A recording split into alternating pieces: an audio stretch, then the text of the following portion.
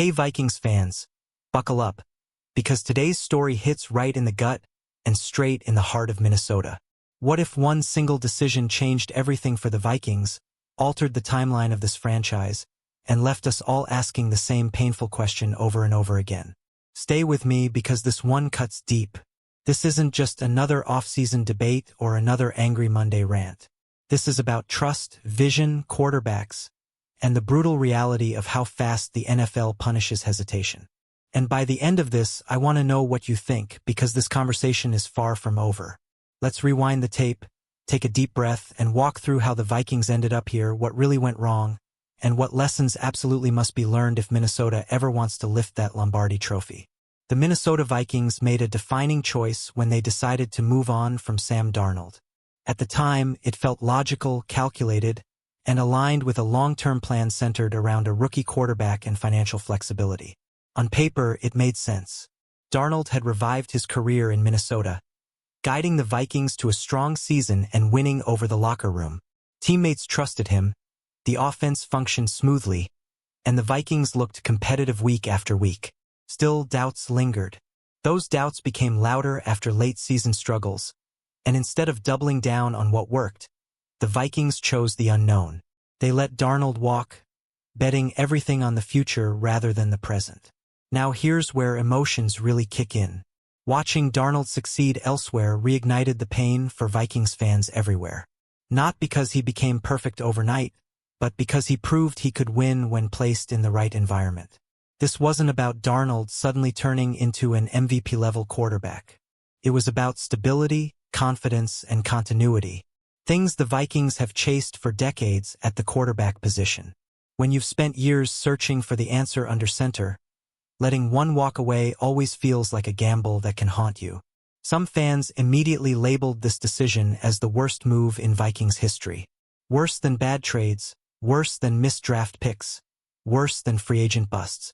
That's a bold claim, and it deserves context. The reason this debate is so intense is simple. Quarterbacks are everything in today's NFL. You can survive mistakes at running back or wide receiver. You cannot survive repeated failures at quarterback. The Vikings finally had a signal caller who fit the system, earned respect, and delivered wins. That alone raises the stakes of the decision to move on. But not everyone agrees this was an all-time disaster. Critics argue hindsight makes everything look worse. At the time, many believed Darnold had hit his ceiling and couldn't carry the team through the playoffs. Late-season struggles against elite defenses fueled that belief. When pressure mounted, the offense stalled, and doubts about Darnold's long-term upside resurfaced. The Vikings also had their eyes on a bigger picture, building around a quarterback on a rookie contract. That strategy has worked for other franchises, and Minnesota wanted to follow that blueprint. That blueprint revolved around J.J. McCarthy.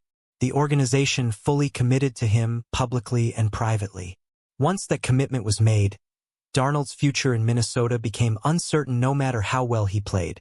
Words matter in this league, and labeling McCarthy the franchise quarterback shifted expectations instantly. Fans bought in. Media narratives followed. The path was set.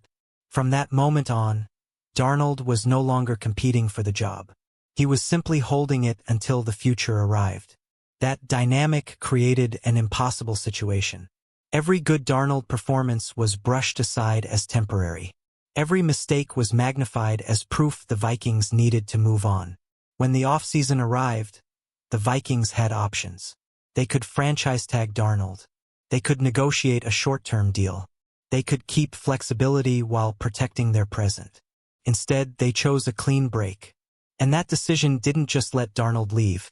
It actively pushed him toward a fresh start elsewhere. Now let's talk about accountability, because this is where the conversation gets uncomfortable. Who deserves the blame for how this unfolded? Some fingers point squarely at the front office.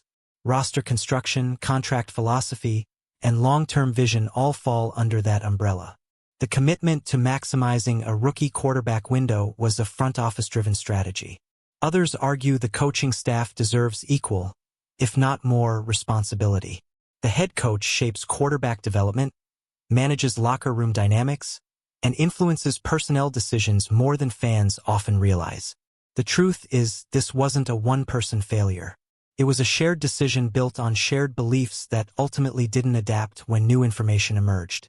Adaptability is the real issue here. The Vikings had a plan, and for once, that plan was clear and intentional. But the NFL doesn't reward stubbornness when reality changes. When Darnold exceeded expectations, that should have triggered a reassessment. Plans are supposed to evolve, especially when a potential franchise quarterback is performing in front of you. Instead, Minnesota stayed rigid.